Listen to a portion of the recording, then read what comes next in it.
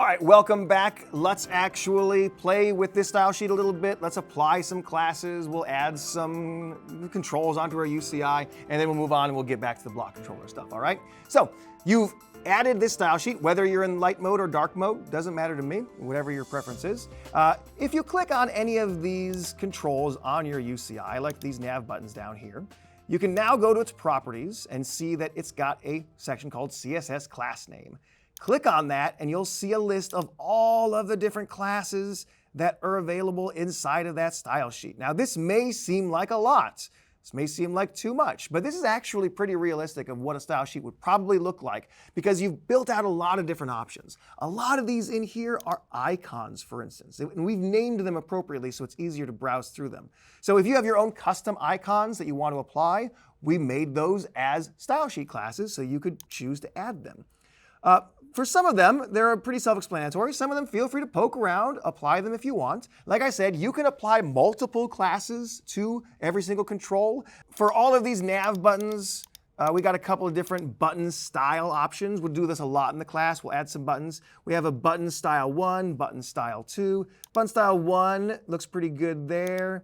Button style 2 makes them invisible. I'm going to keep mine button style 1 for these nav buttons.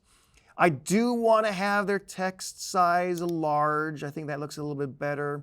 Let's give some icons to them. So the room, we probably want something maybe for the lights. So I'll go with an icon lights on. The displays, I've got an icon that's called TV on there. That's probably going to be pretty applicable. That's nice. For cameras, I've got an icon called icon cam. I like that. Of course, they're getting a little too wide for these, so I'm going to click all three of these and change their size. Let's keep them in increments of 100. I'll make these now 300 by 100. And I will once again kind of spread them out just a little bit. I'll use my distribution tools to make sure they are properly distributed. Those are looking pretty good. The page itself, you can also apply some classes to. So if you click on your main page and look at its properties, we gave you some background options. A good way to apply a background image could be through CSS. So if I click on background 1, I've got this nice marble background. That might be what you find to be attractive for your UCI. Background 2, something a little bit more corporate. Same is true, by the way, if you are doing this with the light color mode. I can swap over and apply the light mode. That one looks pretty good too. Again, play around. We gave you some options. There's different fonts in both of these, different font sizes, different colors. Your choice is up to you. If you want to go into the CSS sheet itself and change those colors, go for it. Now is the time to play. All right, I'm going to put mine back onto the dark mode. And I'm actually going to remove the background. There's one thing that every company in the world is going to want on their UCI. Patrick, what is it? Logo. Logo, nailed it, absolutely. They want their logo. And so you could drag the logo as a graphic out of a folder and drop it onto the UCI. That's fine, that's doable. But remember, like I said, if they change their logo later on, because you know they're gonna change their logo later on, then you'd have to go through every single UCI and replace those logos manually.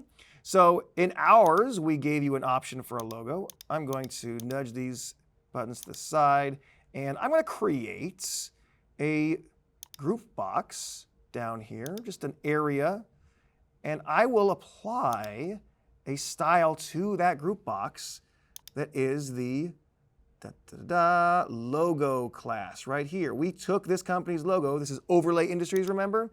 There's their logo. I came in a little skewed, so you probably want to make sure you're aware of what the dimensions of the proper image are, but right there, that's probably about right. And I think I'm also going to apply a second class that will make it transparent.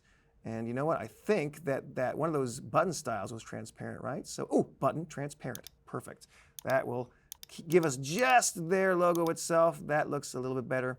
And then maybe I'll shrink that down. And okay, now, you know, if I did need to update that logo, I could do that from the style sheet just by changing the graphic that's in that images folder rather than have to change it on every UCI. Happens automatically for me. That is beautiful. Okay, what else did we want to do? We did have instructions on what should happen on our UCI. We're going to install the provided CSS to our design. We did that. We're going to lay out the control areas, apply the classes. We've done that. We want to add and style the room volume controls. So we've styled our UCI navigation controls. That's perfect. Let's add the room volume controls. Remember, they asked us for that in the original scope of work. So we're going to go back to our design, and we're going to look at this gain block right here. This is the 3-channel gain block. Everything is feeding through this gain block, so that's a perfect choice. I'm going to want, well, what do I want?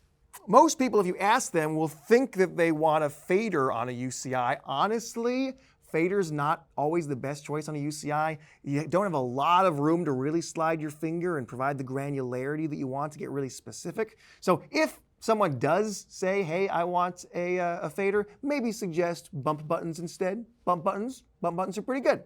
So I'm going to grab the increase bump button and the decrease bump button.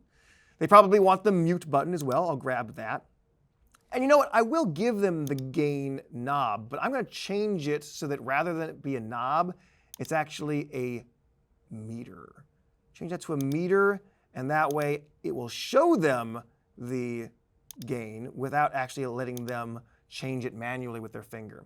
So I'm going to take all of these controls, and I'm going to do 1, 2, 3, 4. We'll cut those, move them over here to your UCI, and drop them just like so.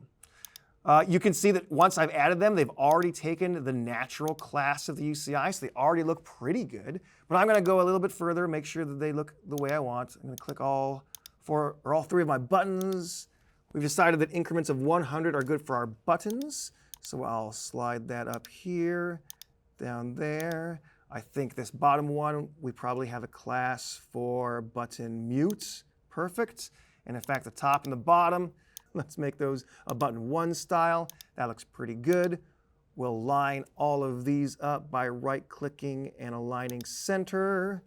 We'll maybe nudge them up a little bit. So this is looking pretty good. I can change the fader or the meter style here. Let's see what we've got there. I've got a fader cap. Oh, that actually looks pretty good. Fader slots. I like fader cap. How about that? Again, play around. See what you can find in here. If you want to adjust it to your heart's content. There are no rules. There are recommendations. You know, there are good ways and bad ways of building UCIs. Generally speaking, consistency is good. That's why we suggest that all of your buttons have a same size, generally speaking. If something is more important on a UCI, then you want that to be larger. Where you place things is important. We put our navigation buttons down here at the bottom. To me, that's a very intuitive place for a navigation button because then as you're scrolling through your screens, your hand is not obscuring the new content that has appeared on the screen above you, right? Whereas if you put them on the top, all of a sudden you can't see where you're trying to look at. I'm going to add some more group boxes. I'll add a group box maybe to isolate some of these areas. So if I add a group box here, and I will say, hey, let's see, that is going to be a group box. Yeah, inner or outer? Inner, I like that. And I'm going to right-click and send this to back so that it's behind my other objects. That's actually really important to note. Bring it to front and send it to back. These might be familiar actions if you're building things in other softwares. If you think about all of the things on your screen, they have an x-coordinate and a y-coordinate, right?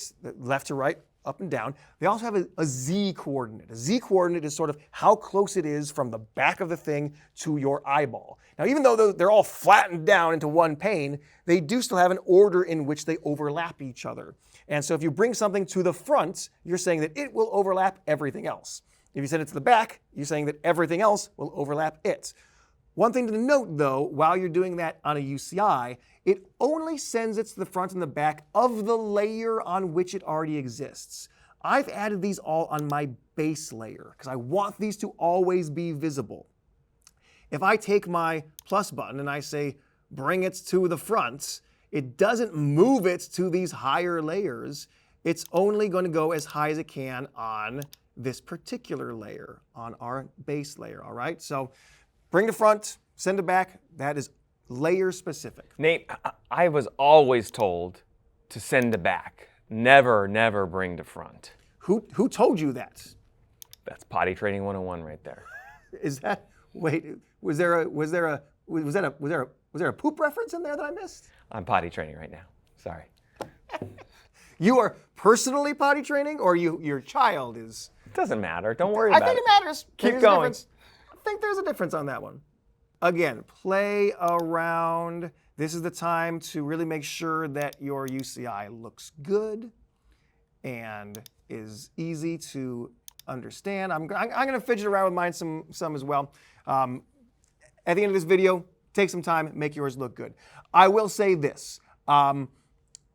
In later videos that you're about to watch, my UCI might look slightly differently, and that is because after we filmed this the first time, we ended up making some more changes to the CSS. And so we've gone back and we've actually refilmed this section so that the style sheet has more options for you. So if later on you see my UCI and you're like, hey, that's not how you built it, or hey, how come that button is unusually orange right now?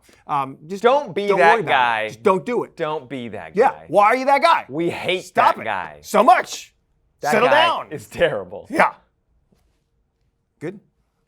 Okay, and last thing I want to mention on style sheets is that you can actually change both the style in real time and a class in real time.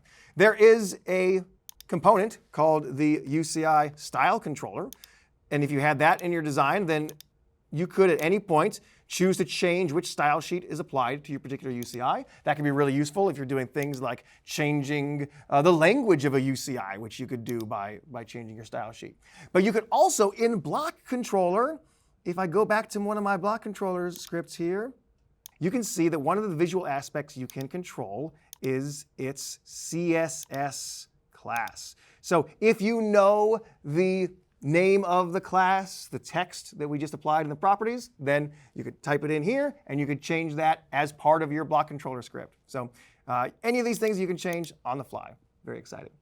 Okay, so that's about it for our CSS section. Again, take a little time, Make a little love. Get down tonight. Perfect. And then potty train. See you in the next section.